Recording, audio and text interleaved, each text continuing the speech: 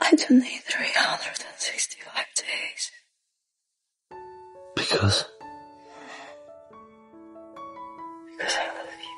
Dia jelas-jelas seorang Sandra yang diculik, tetapi karena hubungan mereka yang lama, dia jatuh cinta dengan gangster yang menculiknya. you have 365 days. I'll do anything so you can fall in love with me. Laura awalnya adalah seorang eksekutif di jaringan hotel, tetapi karena seringnya harus lembur hingga larut malam, tanpa disadari, hubungan antara dia dan pacarnya mengalami jarak yang sulit dihilangkan. Untuk memperbaiki hubungan mereka, keduanya sepakat untuk berlibur di Pulau Indah Sisilia.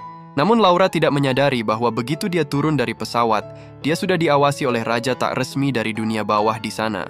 Malam itu mereka bersenang-senang di resort tempat mereka menginap. Karena itu adalah kunjungan pertamanya ke pulau itu, Laura yang mencari kamar mandi segera tersesat di dalam labirin resort tersebut. Are you lost, baby girl?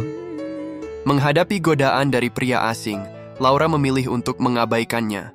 Pada saat itu, dia sama sekali tidak menyangka bahwa sebuah rencana penculikan yang melibatkan dirinya sedang berlangsung dalam bayang-bayang yang tak terlihat. Keesokan paginya, dia perlahan terbangun dari tidurnya dan mendapati bahwa bukan hanya pacarnya yang tidak ada di sampingnya, tetapi juga suasana kamar yang terasa begitu asing. Hingga saat dia menyadari bahwa gagang pintu tidak bisa diputar, barulah Laura sadar sepenuhnya bahwa kemungkinan besar dia telah diculik. Perasaan cemas dan tak nyaman terus menghantui hingga senja tiba. Pintu kamar akhirnya terbuka dari luar dan dia dengan hati-hati keluar melewati koridor yang gelap. Tiba-tiba, sebuah lukisan yang menampilkan wajah yang sangat mirip dengannya terpampang di hadapannya. Rasa panik, bingung, dan emosi kompleks lainnya serentak membanjiri pikirannya.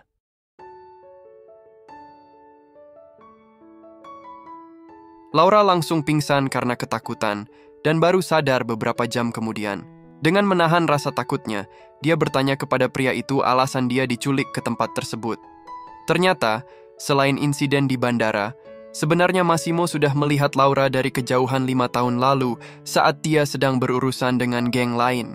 Pada saat itu, dia melihat sosok Laura melalui teropong, namun transaksi tersebut terganggu oleh serangan dari keluarga musuh yang menyebabkan ayahnya dan dirinya disergap. Karena insiden itu, dia tidak bisa mendekati Laura untuk meminta kontaknya, yang kemudian menjadi penyesalan bagi Massimo. Setelah insiden tersebut, Massimo memanggil pelukis terbaik di negara itu, dan meminta pelukis tersebut untuk menggambar wajah Laura berdasarkan ingatannya. Selama 5 tahun, rasa rindunya terhadap Laura semakin kuat dan berubah menjadi obsesi. Ketika dia mulai berpikir bahwa mungkin dia tidak akan pernah bertemu gadis yang dia lihat di tepi pantai itu lagi, tiba-tiba Laura muncul kembali dalam hidupnya. Setelah mendengar cerita itu, Laura merasa semuanya seperti mimpi, bahkan terasa konyol. Dia berniat menolak cinta Massimo dengan alasan bahwa dia sudah memiliki pacar. Namun, sebelum dia sempat mengatakan apa-apa, Massimo dengan dominan menunjukkan sebuah berkas yang berisi bukti bahwa pacar Laura telah mengkhianatinya beberapa kali selama bertahun-tahun.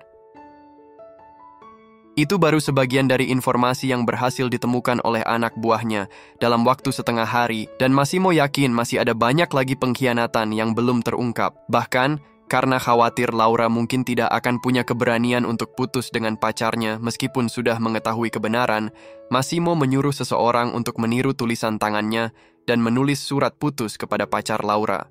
Mendengar hal itu, Laura merasa dorongan untuk melarikan diri dari tempat tersebut semakin kuat dan tak terbendung. Namun sebelum dia sempat mencapai pintu, Massimo sudah menangkapnya dan melemparkannya ke sofa. You have 365 days. I'll do anything so you can fall in love with me. If next year on your birthday nothing changes, I'll set you free. Begitu dia selesai berbicara, dia mencoba melarikan diri lagi, tapi kali ini hasilnya sama seperti sebelumnya. Massimo dengan kuat mengendalikannya di pilar batu. Detik berikutnya, Laura mengeluarkan pistol dari pinggangnya. Massimo tidak marah meskipun Laura mencoba menarik pistol dan melarikan diri. Sebaliknya, dengan sikap serius, dia berjanji, selama 1 tahun ini, aku tidak akan melakukan apapun yang melanggar batas sampai kamu bersedia. Namun, meskipun mendengar janji tersebut, Laura tetap tidak berhenti merencanakan pelariannya. Tengah malam, ketika para penjaga lengah, Laura diam-diam menyelinap keluar. Namun sebelum dia berhasil keluar dari area perkebunan, dia menyaksikan sesuatu yang begitu mengejutkan sehingga akan selalu membekas di ingatannya. Laura sekali lagi pingsan karena ketakutan. Massimo berada di sisinya sepanjang malam hingga pagi saat Laura akhirnya sadar. Namun, tidak seperti yang mungkin dia bayangkan, tidak ada tindakan kejam atau ancaman yang terjadi. Tidak ada upaya untuk membungkamnya, hanya kehadiran Massimo yang tetap di sana, menunggu dia terbangun. He'd been hurting children, cheating and stealing on his family. We don't forgive it. You have people for everything. It's one of the advantages of being a boss. Laura tidak peduli dengan penjelasan Massimo. Dalam hatinya, dia yakin bahwa apapun alasannya, membunuh tetaplah salah. Dia menyadari dengan jelas bahwa dirinya sekarang berada di tengah-tengah kelompok mafia yang berbahaya dan tidak mengenal hukum. Karena itu, Laura memutuskan untuk sementara menyingkirkan niatnya untuk melarikan diri demi menjaga dirinya agar tidak menjadi salah satu korban kekejaman mereka. Sebagai wanita dari seorang raja bawah tanah, penampilannya juga harus mencerminkan statusnya. Ditemani oleh Massimo dan dua pengawalnya, Laura, yang diculik, untuk pertama kalinya keluar dan berinteraksi dengan dunia luar sejak insiden tersebut. Entah karena balas dendam atau karena sifat alami wanita yang suka berbelanja, dia mengunjungi semua toko barang mewah di pinggir jalan yang namanya dia kenal. Berkat jaminan bahwa Massimo tidak akan melukainya, dalam waktu hanya 2 jam, Laura berhasil menghabiskan ratusan ribu dolar. Bagi Massimo, yang mengendalikan seluruh keluarga mafia, uang itu bukanlah masalah besar. Namun yang menjadi masalah adalah harus terus mengikutinya. Tak lama kemudian, dia dan 2 pengawalnya pun kelelahan, dan inilah yang diinginkan Laura. Memanfaatkan momen ketika ketiganya sedang beristirahat, dia segera lari ke arah petugas keamanan yang sedang berpatroli di dekat situ, dan dengan kata-kata sesingkat mungkin meminta bantuan. Entah sejak kapan, Massimo sudah berdiri di belakangnya. Melihat petugas keamanan pergi tanpa menoleh, Laura akhirnya menyadari betapa besar bobot dari gelar Raja Tanpa Mahkota Bawah Tanah itu. Are you lost, baby girl? If you feel like running, you should wear a different kind of shoes. Is it true what you said earlier? What do you mean? That you won't touch me without my permission? I'm not the monster you think I am. Segala upaya untuk melawan tidak membuahkan hasil, hal ini membuat Laura kehilangan harapan untuk melarikan diri. Oleh karena itu, dia memutuskan untuk mengambil langkah mundur dan bersikap lebih bijaksana. Sementara waktu, dia berpura-pura patuh kepada Massimo dengan tujuan mendapatkan kepercayaannya. Setelah itu, dia berencana mencari cara untuk mendapatkan ponselnya. Dengan penuh perhatian, dia mulai bertanya tentang keadaan keluarga Massimo, situasinya saat ini, dan bisnis yang dia kelola, sambil berusaha menampilkan kesan bahwa dirinya sudah pasrah dengan keadaan. I have few companies, hotels, clubs, restaurants. It's like a corporation, and I'm the CEO. Setelah memperkenalkan dirinya, dia perlahan berjalan mendekati Laura dan mengajukan sebuah permintaan. I'd like you to teach me how to be gentle. For you. Mengingat adegan di mana dia membunuh seseorang kemarin, lalu membandingkannya dengan kelembutan yang dia tunjukkan saat ini, entah mengapa hati Laura tiba-tiba merasa berdebar. Akhirnya, dia berhasil mendapatkan ponsel, namun setelah menelepon orang tuanya, Laura tidak menyebutkan bahwa dirinya telah diculik. Sebaliknya, dia justru berbohong, mengatakan bahwa dia baru saja menerima tugas dinas selama 1 tahun. Di tengah malam, Laura tertidur lelap. Setelah menyelesaikan pekerjaannya, Massimo kembali ke kamar. Meskipun menghadapi godaan, dia menahan diri dan tetap mematuhi janji yang pernah dia buat sebelumnya.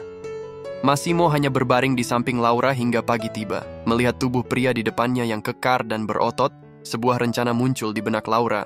Setelah beberapa kali mendapat jaminan bahwa Massimo tidak akan menyentuhnya tanpa izin, Laura mulai bertindak lebih berani. Namun konsekuensi dari godaan ini adalah Bel caratterino. Vabbè, almeno non mi annoierò. Buona fortuna, Massimo. terikat erat dan tidak bisa bergerak. Laura tidak berdaya. Massimo membalasnya dengan cara yang sama, membiarkan Laura terikat hingga tiba di tempat tujuan, baru kemudian dia dilepaskan.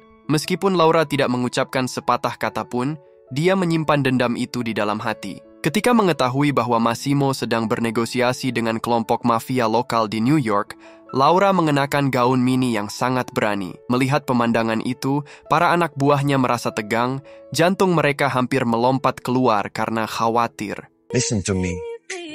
He's gonna kill you. And then, he's gonna kill me. Shall we?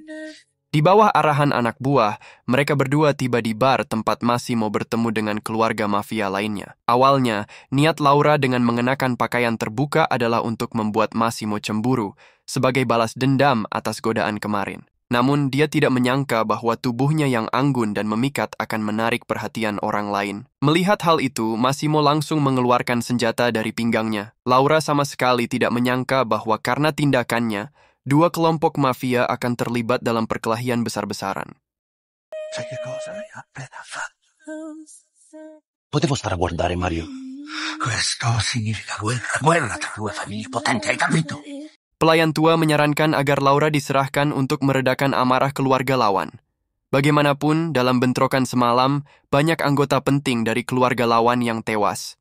Mendengar saran itu, Massimo langsung berdiri, meraih kerah pelayan tua itu, dan bersiap untuk bertindak kasar. Menyadari kesalahannya dengan sangat dalam, Laura segera maju untuk menghentikan Massimo. Sikap Massimo, yang biasanya lembut terhadapnya, kali ini berubah drastis. You're sorry. I'm sorry, I didn't think. Yeah, you didn't think. What's going on? Did you kill him? It's none of your business. You killed him. I shot his head. I wouldn't have to do it if you didn't dress like a whore and put on your little show.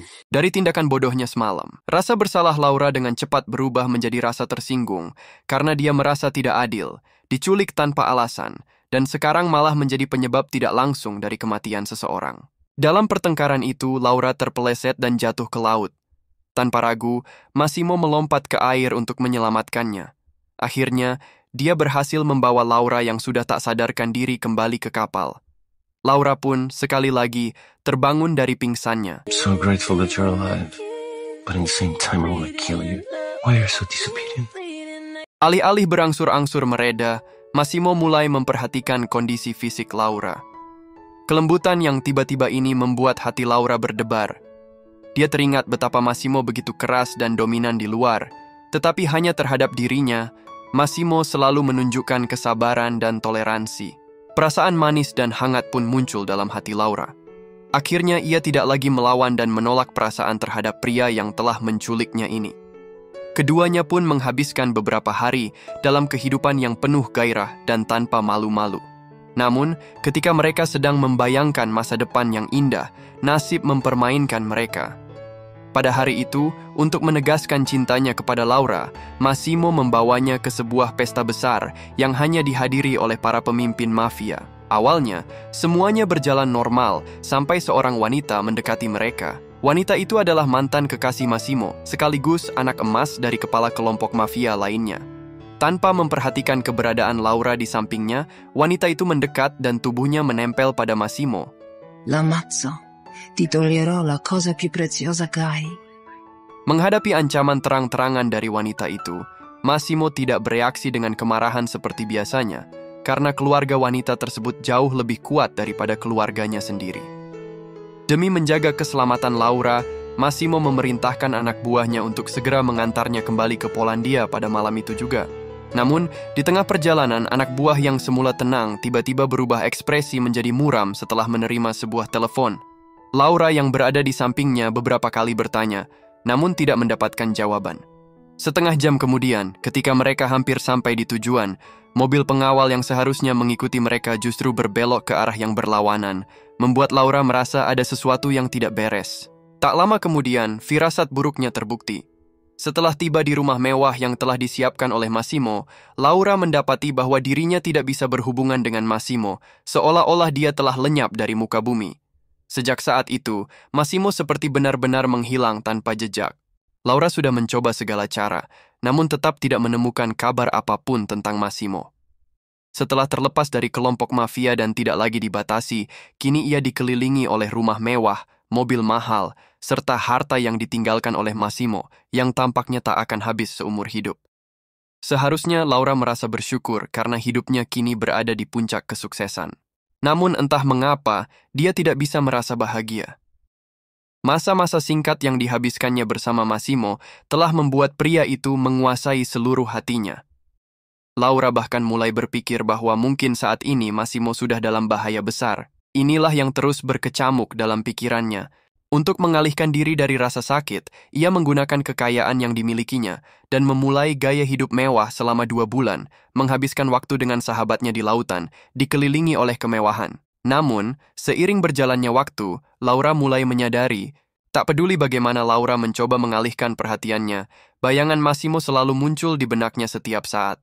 Untuk benar-benar melepaskan diri dari rasa sakit ini, dia memutuskan untuk pergi, meninggalkan kehidupan nyaman yang telah diatur oleh Massimo. Namun, saat ide itu baru saja muncul, mantan pacar Laura tiba-tiba mendatanginya, bersikeras ingin kembali bersama. Tujuannya sudah jelas, dia tertarik pada kekayaan mendadak yang dimiliki Laura. Setelah jatuh cinta pada seekor harimau, Massimo, mana mungkin Laura kini tertarik pada seekor serigala, mantan pacarnya. Meskipun Laura sudah dengan tegas menolaknya, pria itu tetap tidak menyerah, bahkan mencoba memaksanya. Pada saat yang sangat kritis, sosok yang seharusnya tidak muncul, bak seorang dewa penolong tiba-tiba muncul di sampingnya. I have to say it so you understand. Berbeda dengan kegembiraan yang muncul di wajah Laura, pria itu justru seperti tikus yang melihat kucing, langsung melarikan diri dengan panik. Orang yang selalu ada di pikirannya kini tiba-tiba muncul di hadapannya dalam wujud yang tak terduga. Selain merasa senang, Laura juga merasa marah. Marah karena Massimo tiba-tiba menghilang tanpa memberitahunya apa yang terjadi. Namun, tepat saat ia bersiap untuk meluapkan kemarahannya dengan cara lain, pandangannya tertuju pada luka tembak di dada Massimo yang baru saja sembuh. What's this? Nothing. I sold it. Air mata tiba-tiba muncul di matanya dan dia tidak bertanya tentang apa yang terjadi selama ini. I don't need 365 days. Because I love you. Setelah menunggu dengan penuh kesabaran dan berkorban secara diam-diam, akhirnya Massimo mendengar kata-kata yang telah lama dinantikannya. Masalah ini sudah terselesaikan, dan dia membawa kembali Laura ke sisinya. Setelah mengatur urusan keluarga, keduanya memulai liburan panjang yang manis. Mereka menjelajahi setiap sudut kota yang mereka kunjungi, membeli semua yang mereka sukai. Raja bawah tanah yang tak resmi ini, di mata orang-orang di jalan, tak tampak berbeda dari seorang pengawal yang selalu menjaga keselamatan Laura. Bahkan, atas undangan, dia turut menghadiri pernikahan adik perempuan Laura.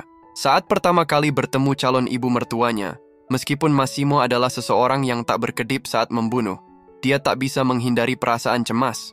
Saat ditanya apa pekerjaannya, dia menjadi sangat gugup. I'm a gangster. Really? You will be the first in our family. Hal yang ditakuti oleh Massimo yaitu ditolak, ternyata tidak terjadi, membuatnya diam-diam merasa lega. Kehidupannya kembali tanpa beban, sibuk dengan perjalanan ke sana kemari.